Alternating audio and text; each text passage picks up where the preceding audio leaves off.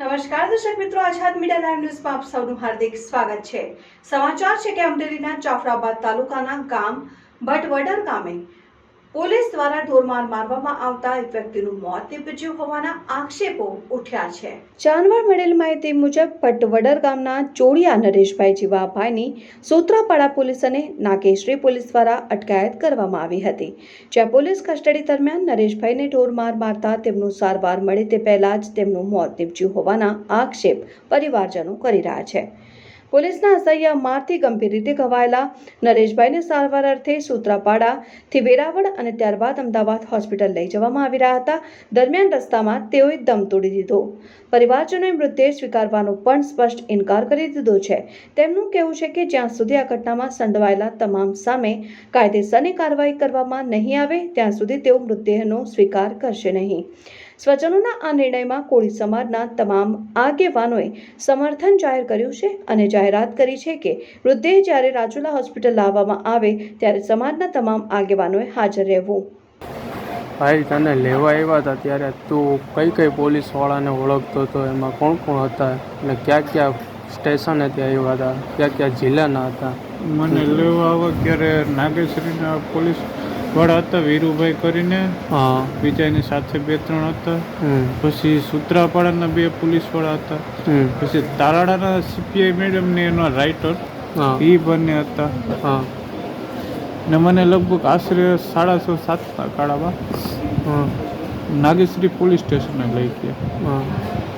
ત્યાં મને અડધી પોણી કલાક રાખ્યો, જેમ આવે મારી સાથે વર્તન કર્યું। મેં કીધું કે આ તમે શા માટે લઈ આવો છો? અને ક્યાં બેઠાડ્યો હતો? મને પીએસએફની ઓફિસમાં। ત્યાં કેમેરો હતો? ને અહીંયા કેમેરો ક્યાંય નહોતો દેખાતો। ત્યાં નહોતો કેમેરો? નહીં। ત્યાં શું પૂછપરછ શું કરી હતી ત્યાં બેઠાડીને?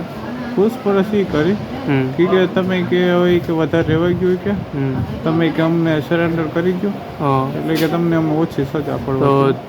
તમે કંઈ ગુનો કરો જ નથી। તમે આ કેસ ક્યારનો ચાલુ છે? અત્યારે કેમ ધરપકડ કરી છે તમારી? આ કેસ તો તારીખ 1 તમે નિવેદન એને આપી ગયેલા છે ને? નિવેદન આપી ગયેલા છતાંય તમારી ધરપકડ કેમ કરે છે પોલીસ? આ કેસના મેં નિવેદન એક પોલીસવાળાને 2-3 આપેલા છે। પણ જે પોલીસે મારા માથે ગેરવર્તન કર્યું તેના બાબતમાં મેં આઈજી સાહેબને ફરિયાદ આપી નથી। આરટીઆઈ કરી કે નહીં તેની ફરિયાદ હું રજીસ્ટ્રેશન કરાવવા માંગુ છું। એ આ પોલીસવાળાને ખબર પડી કે આ ભાઈને ગમે ખોટા કેસમાં ફિટ કરી। બરાબર, તમારી આખરી તારીખ હતી, મતલબમાં છે 1 દિવસ બાકી હતો નોટિસ આવવાનો, અને પોલીસવાળાએ પ્રેશર કરીને તમને પ્રેશરમાં ઝડપી લીધા, એમ જબરદસ્તી મતલબમાં લઈ ગયા છે। બરોબર, પછી તમે ત્યાં પોલીસ સ્ટેશને તમને લોકઅપમાં કેટલા વાગે ઉભી હતા? લોકઅપમાં મને 1.5-2 ગાળામાં પૂરો।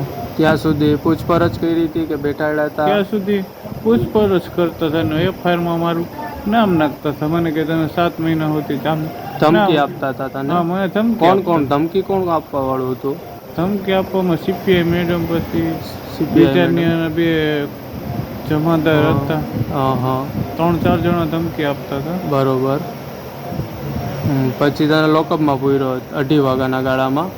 2:30 વાગ્યાના ગાળામાં લોકઅપમાં પૂરો। ક્યારે મેં મેડમને કીધું લોકઅપ રજિસ્ટરમાં મેં સાઇન નથી કરેલું। હું સાઇન નહીં કરું મેડમ, હું ગુનેગાર નથી। બરોબર, મેં એ ગુનો નથી કર્યો, ગુનાનું શા માટે શું?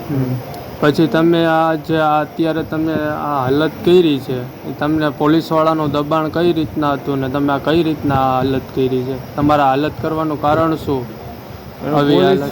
પોલીસવાળાનું જે 1.5 મહિનાથી જે દબાણ હતું, આ તો ઠીક છે કે મને મરાઈ ન ગયું। અત્યારે તો મને પછતાવો થાય છે કે મારા બાયડી છોકરાનું શું થાત, મને કાંક થઈ ગયું હતું। પણ આ પોલીસ, સોમનાથ પોલીસે હદ બાર હેરાન કરેલો છે મને।